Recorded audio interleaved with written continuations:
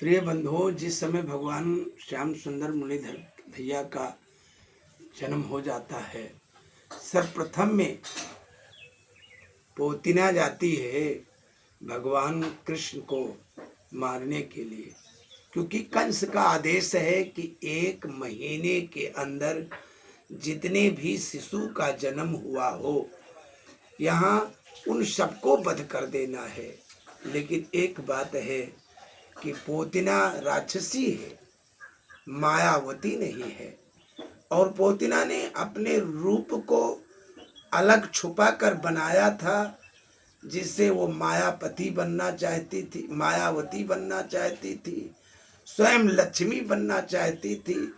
और हाथ में कमल का फूल लिया, ब्यूटी पार्लर में गई और सुंदर रूप से श्रृंगारित होकर के और कृष्ण के पास आती है वध करने के लिए। भगवान समझ जाते हैं और भगवान ने कहा, यद्यप मैं इसके ऊपर दृष्टि रख दूंगा तो ये पाप से प्रायश्चित हो जाएगी और ये सीधे इसका सद्गति हो सकता है। लेकिन भगवान कृष्ण ने अपने नेत्र को बंद कर लिया। इसलिए बंद कर लिया कि ये देखो, ये देखने में संसार की तो माँ लग रही है, लेकिन ये माँ नहीं है, ये तो राक्षसी है। अपने स्तन में कोई माता आज तक इतिहास में नहीं आया है कि अपने स्तन में कोई बिख लगा ले, और ये तो छुपा करके स्तन में मुझसे बचने के लिए और मुझे मारने के लिए विष लगा करके आई है। और अब हम क्या करें?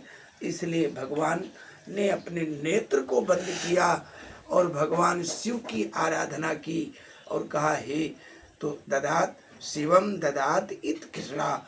भगवान शिव को याद किया और भगवान कृष्ण के याद करने पर भगवान शिव ने कहा कि कहिए किस लिए याद कर रहे हो? कहा, देखिए मैंने वादा किया था कि तुम्हारे स्तन को पान करूंगा, और जब ये बलि की पुत्री थी तब मैंने वादा किया था, तब ये रतनमाला थी और मेरे स्वरूपों को देखकर मंत्रमुग्ध हो गई थी। लेकिन आज इसके वचन को पूर्ण करना है, इसलिए तुम एक काम करो, तुम कालकूट को ग्रहण करने वाले हो तो तुम इसके विष को पी लो, और मेरी तो पुरानी आदत है, मैं दूध को ही ग्रहण करने वाला हूँ, इसलिए दूध मुझे पीने दो। भगवान ने ऐसा दूध पिया कि वो चिल्लाने लगी और चिल्लाती हुई पृथ्वी के ऊपर बिल्कुल धराशायी होकर के गिर पड़ती है और उसके प्राण ही एकदम निकल गए। बोलिए सच्चिदानंद भगवान की।